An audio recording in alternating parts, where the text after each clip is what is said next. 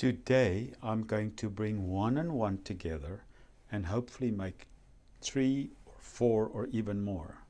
Let's see if it works.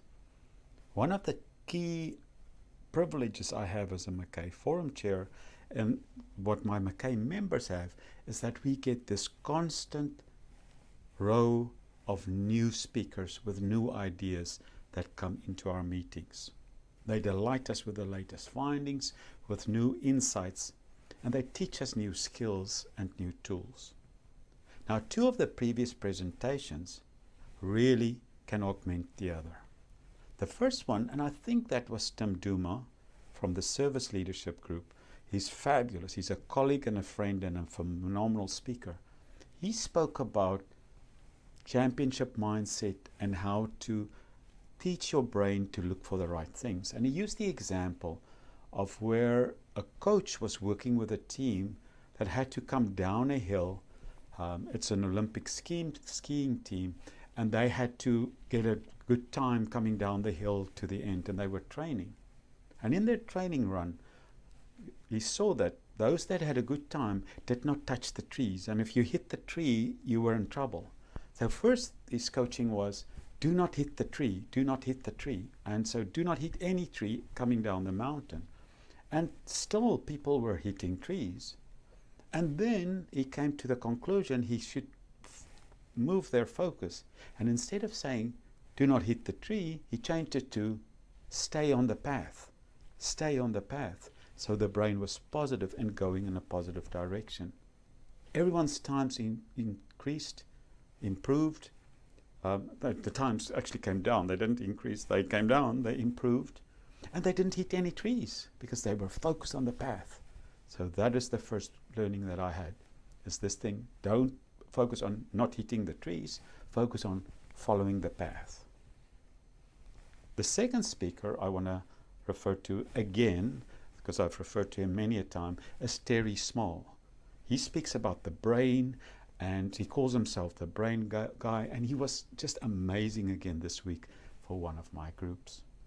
Now in his group, and his takeaway from all the groups that he's spoken to for me, he always said as part of the homework that the people had to, for 1 week, commit to not complaining once. So you got to go through a week without ever complaining. You can think about a complaint in your head, but you're not allowed to say it or write it. It cannot come out. And you've got to do that for 7 days in a row.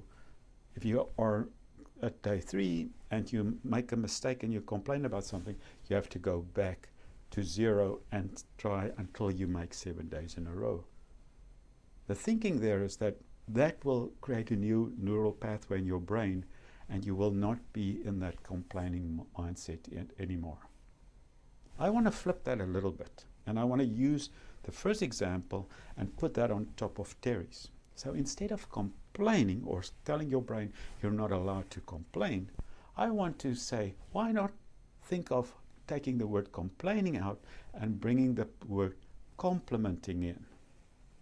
So I want to challenge you for the next week, hopefully for the rest of your life, whenever you go somewhere, whenever you have an interaction with someone, and something comes up, always think about, what can I be on the lookout for? How can I encourage this person? What can I compliment?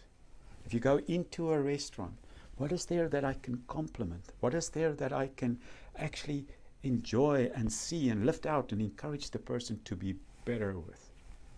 We've seen it with strengths and weaknesses. If we focus on the strengths and make those strengths stronger, the person pulls up everything, and even the weaknesses get pulled up. And just imagine how great a life you will have. Terry reported that once he started working in this way, where he's never complaining anymore, his wife changed. The people he works with changed. The people on the bus changed. The restaurant service changed. The barista at the coffee shop changed. Everyone changed around them.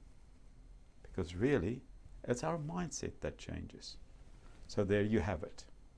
Let's hope 1 and 1 makes at least 3 or more for you.